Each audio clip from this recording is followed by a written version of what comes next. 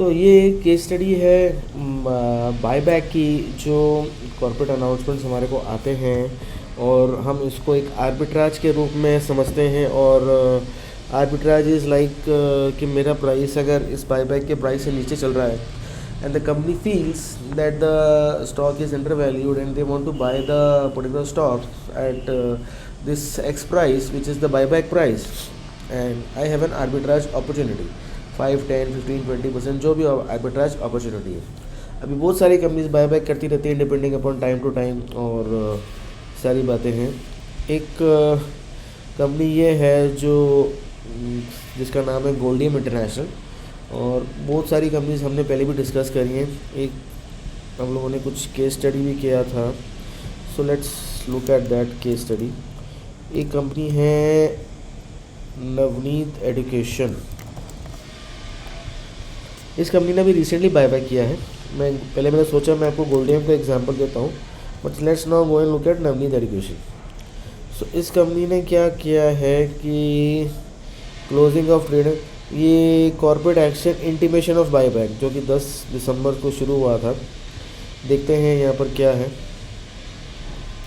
ये कंपनी क्या कह रही है कि मैं इतने नंबर ऑफ़ शेयर्स, इतना पैसा खर्च करके इस नंबर ऑफ़ शेयर्स को बाय करूँगी, और post acquisition of these shares I will cancel these shares.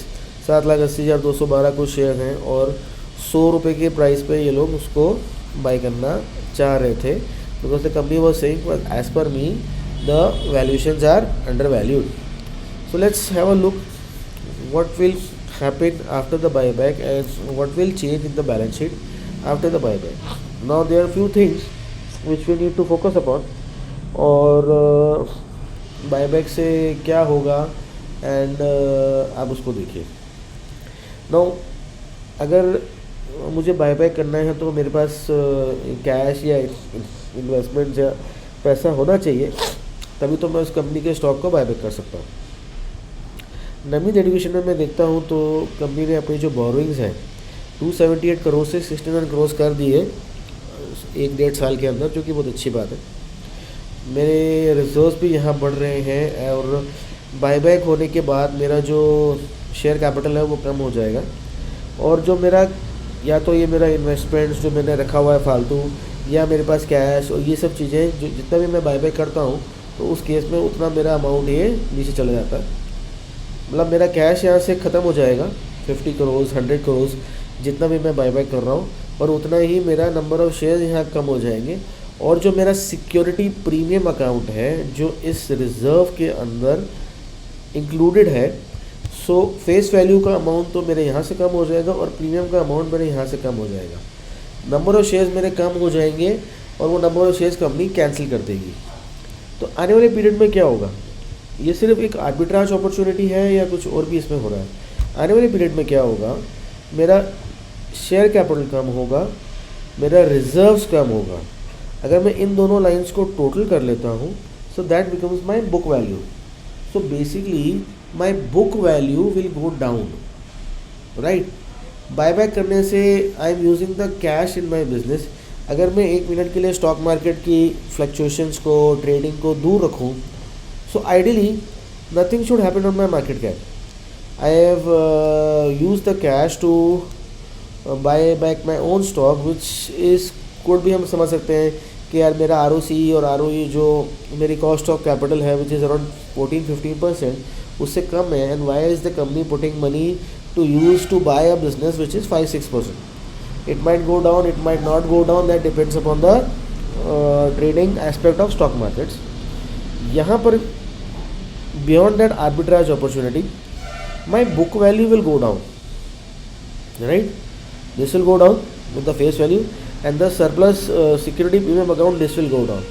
So what should actually happen when my book value goes down and tentatively my market cap or my this price does not go down? So what will happen? My return on equity, sorry, that is not depending on the market cap. Buyback कर लेने से मेरा जो अभी current business है उस पर तो फ़र्क नहीं पड़ता है। My return on equity which is my net profit divided by my equity, now in this case my denominator is going down, so what will actually happen? My return on equity will go up, right? तो मेरी ROE आगे चल के अच्छी हो जानी चाहिए, because मेरे प्रॉफिटेबिलिटी पे फ़र्क नहीं पड़ रहा, ऑपरेशंस पे फ़र्क नहीं पड़ रहा। I am just using the excess cash to buy back my stock, reducing my number of equity shares. Return on equity should be good because the book value, which is the denominator, is going down as compared to the numerator. Return on capital employed also, which is my PBT plus interest divided by my equity, which has gone down, and debt, which has gone down for the last 2 years. That should also become better, right? But on the contrary, which this action should not ideally affect my stock price. It might have affected, चलो यहाँ से यहाँ थोड़ा सा उसको effect आया है, it should have not affected. अगर थोड़ा सा भी 10-20% का इफेक्ट आता है तो basically what has happened, my price to book value would start looking more expensive to me. Book value becomes 40, my price to book value would start become more expensive to me. Why?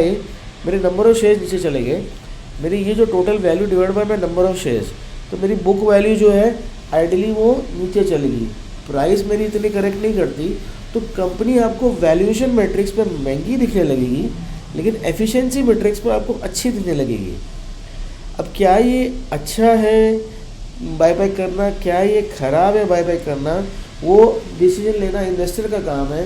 कि अगर आपको लगता है कि the management of the business has done good capital allocations in the business and utilize the money for growth, for getting more returns in the business, and if he could not find opportunities outside, he has invested this money back into his business, which can be good, right? And why not good कि यार अगर मानो इसका business grow कर रहा है, जो यहाँ पर थोड़ा सा डिग्रो आ गया है from 2020, maybe because of COVID they are not able to get back to their same sales and profits. School अभी खुले नहीं खुले, ऑनलाइन हो गया, सारी बातें।